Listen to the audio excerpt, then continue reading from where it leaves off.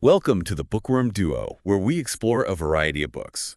Let's get started. Sounds fun. Today we're diving deep into Robert Crais' thriller, The Big Empty. Oh, yeah, I love that one. And you've asked for a deep dive that really focuses on the book's events and order. Get ready for a wild ride through the underbelly of LA with twists and turns you won't see coming. All right, let's break down what happens in The Big Empty, keeping things in order so you can really get a feel for how the story unfolds. Perfect. So the story kicks off with Elvis Cole, our wisecracking PI, getting hired by Tracy Beller. Oh, Tracy Beller, right. You might know her as the baker next door on social media. Oh, yeah, right. She's got a mission for Cole: find her missing father, Thomas Beller, who vanished without a trace 10 years prior. It's not just any missing person case, though. Right. The police already investigated, another firm did their own deep dive, and Thomas was declared legally dead. So Cole is walking into a cold case, one where most people have already given up hope. And to make things even more complicated, Cole receives two investigative reports, one from the police and a much more comprehensive one from the firm, Byers and Ryan, who handled the presumption of death case for Tracy. Yeah, those reports are like Cole's starting point. The police report is pretty basic, but the Byers and Ryan report is full of interviews, timelines, and all sorts of details. It's like a roadmap of everything that's already been done. But as Cole digs into these reports, he starts noticing some inconsistencies. He's particularly intrigued by the account of Samantha Mason, who was Thomas's last client before he disappeared. Right. She describes him as being unusually anxious and even mentions a mysterious phone call that doesn't show up on his phone records. That little detail, that discrepancy in the phone records, is what really gets Cole's gears turning. It suggests that there might be more to this case than meets the eye, that Thomas Beller might have been leading a secret life. So naturally, Cole heads straight to Rancha to re-interview Samantha Mason, hoping to learn more about Thomas's state of mind in those final days. And it's during this trip that he has a chance encounter with Anya Given and her mother, Sadie, at the grocery store. This meeting, though brief, is significant. You see, Anya is clearly terrified of Cole, and her mother is fiercely protective. It's a red flag for Cole, suggesting a connection to the case that no one else has picked up on. And this encounter turns out to be more than just unsettling. Cole gets brutally attacked and left for dead, and he suspects it's connected to his investigation. This attack is a major turning point in the story. It raises the stakes for Cole, showing him that someone is willing to go to extreme lengths to keep the truth buried. It also brings his partner, Joe Pike, into the picture. Pike, who's this stoic and incredibly capable ex-military guy, steps in to protect Cole and investigate the attack. And while Cole is recovering, Pike's investigation uncovers a potential link between the attackers and Thomas Beller, further solidifying the connection. Now, once Cole is back on his feet, he focuses on tracking down Anya. He has a hunch that she holds the key to unlocking the truth about Thomas Beller, and he's right. Anya reluctantly reveals that Thomas Beller actually tried to abduct and murder her 10 years ago. Wow. And it turns out Anya has been keeping journals about the trauma. These journals are filled with chilling details, including drawings of monstrous men and descriptions of her terror. They paint a horrifying picture of Thomas Beller. And these journals become even more disturbing when she describes photos she saw in Thomas's van, photos of other young women with plastic bags over their heads. This suggests that Anya's story is just the tip of the iceberg, that Thomas Beller might have been a serial killer. It's a devastating revelation, one that Cole has to break to Tracy. Imagine her world shattering as she confronts the reality of her father's actions. It's a turning point for her character as well, as she begins to grapple with the truth about her family's past. And just when you think the puzzle pieces are starting to fall into place, there's another murder. This time it's Lori, the witness from the liquor store who had seen Anya and Thomas together all those years ago. Lori's murder is a game changer. It tells us that someone is desperately trying to silence anyone who knows the truth about Thomas Beller, and it raises the stakes even higher for Cole. He realizes that he's not just dealing with a cold case, he's dealing with a very real and present danger. And he quickly deduces that the new killer is Phil Janley, Thomas's former business partner and Tracy's trusted confidant. This revelation adds a whole new layer of betrayal and suspense to the story, making you question who you can trust in this twisted tale. And the story takes us to a dramatic climax at the site where Thomas Beller's van is buried. The choice of setting for the climax is no accident. The buried van represents all the hidden truths and buried secrets that have been driving the narrative. Yeah, it's here at the burial site that all the threads of the story come together. Phil Janley, consumed by his misguided loyalty to Thomas Beller, tries to silence Sadie and Anya permanently. He sees them as threats, as loose ends that could expose his friend's dark secret. It's a tense and brutal showdown with Cole racing against time to stop Phil and protect the women. And there's a tragic loss in this confrontation. Charlie Reed, who's been trying to redeem himself for his own role in covering up Thomas's crimes, ends up sacrificing his life to save Sadie and Anya. Charlie's death is a powerful moment. It shows how far he's come from being complicit in evil to ultimately giving his life to protect the innocent.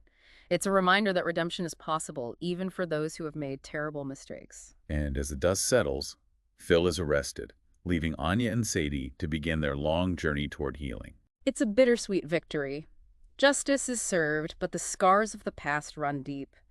Anya and Sadie have been through a horrific ordeal, and they'll carry the weight of that trauma with them. And what about Tracy? She's left to grapple with the devastating truth about her father. The man she idolized, the man she loved, turned out to be a monster. How does she even begin to process that kind of betrayal? It's a crushing blow, no doubt, and it's made even more difficult by her public persona. As the baker next door, she's always presented this cheerful, wholesome image to the world. Now she has to confront the fact that her family history is anything but wholesome. It's a recipe for a public relations nightmare. And how does she cope? Does she lean on her friends, her family? Does she retreat from the public eye? Crais shows us that Tracy initially tries to compartmentalize her grief. She focuses on practical matters like dealing with the media frenzy surrounding the case while keeping her emotions bottled up. She even pushes away her mother, feeling unable to connect with her in this time of crisis. It's like she's building walls around herself, trying to protect herself from the pain. Yeah, exactly. But those walls can't hold forever. And it's Cole who eventually breaks through. He sees the pain she's hiding, the weight she's carrying, and he offers her a safe space to talk, to cry, to simply be herself without judgment. It's a turning point for Tracy.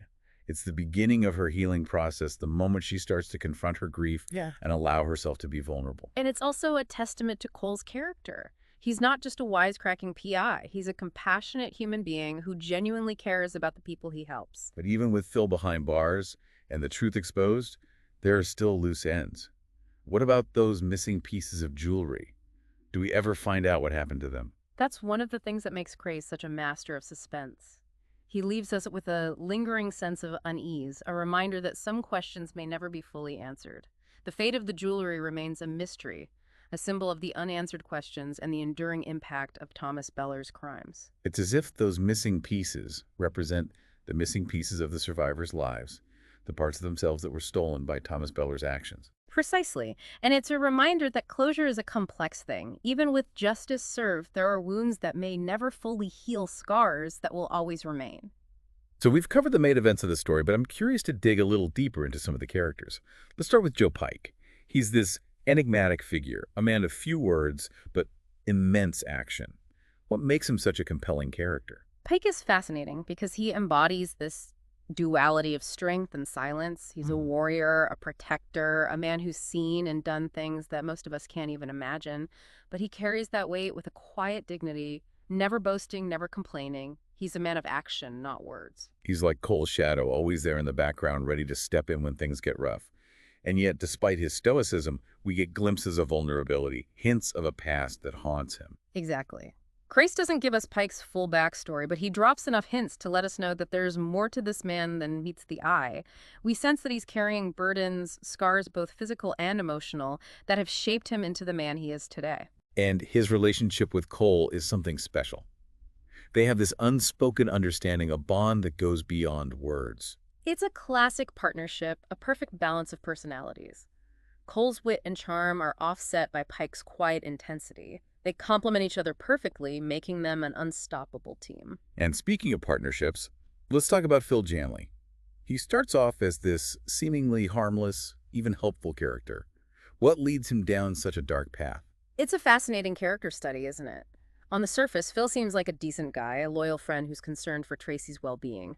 But as the story unfolds, we see cracks in his facade, hints of a darker nature lurking beneath. Right. I remember those subtle moments of tension between him and Georgina, Thomas's ex-wife. Like there's a hidden history there, resentment that never fully surfaces. Exactly. And those hints foreshadow the shocking truth.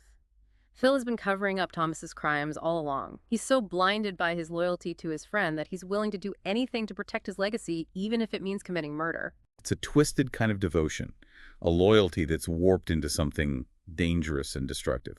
It's almost as if he's created this alternate reality in his mind where Thomas is the victim and everyone else is the enemy. And that delusion ultimately leads to his downfall. He becomes consumed by paranoia, convinced that anyone who threatens to expose the truth must be silenced. It's a tragic arc, a cautionary tale about the dangers of blind loyalty and the importance of facing reality no matter how painful it may be. As we've been talking about these characters, I keep coming back to Anya. She's the one who sets this whole chain of events in motion, and she's the one who ultimately holds the key to unraveling the truth about Thomas Beller. What do you think Crais is trying to say about trauma and resilience through her character? Anya's journey is incredibly powerful, isn't it? She is a survivor in every sense of the word.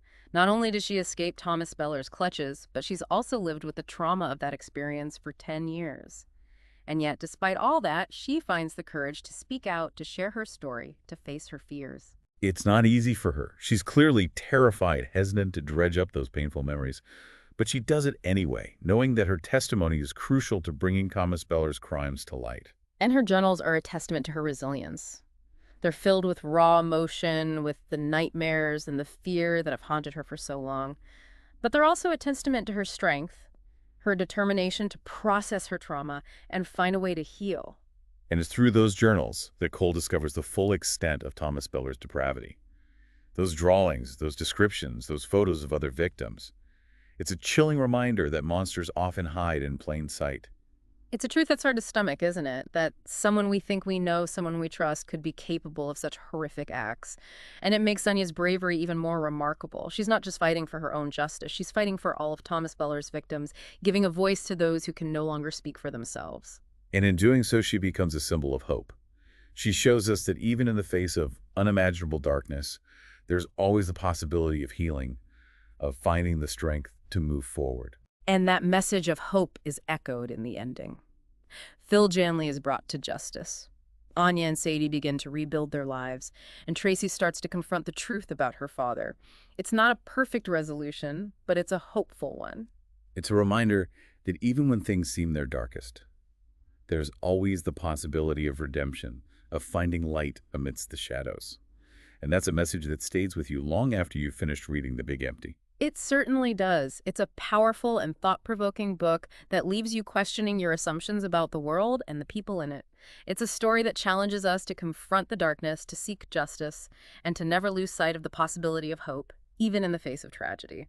Thanks for joining us. Subscribe for more bookish adventures and hit that like button if you enjoyed the ride. Don't forget to share the knowledge, spread the word.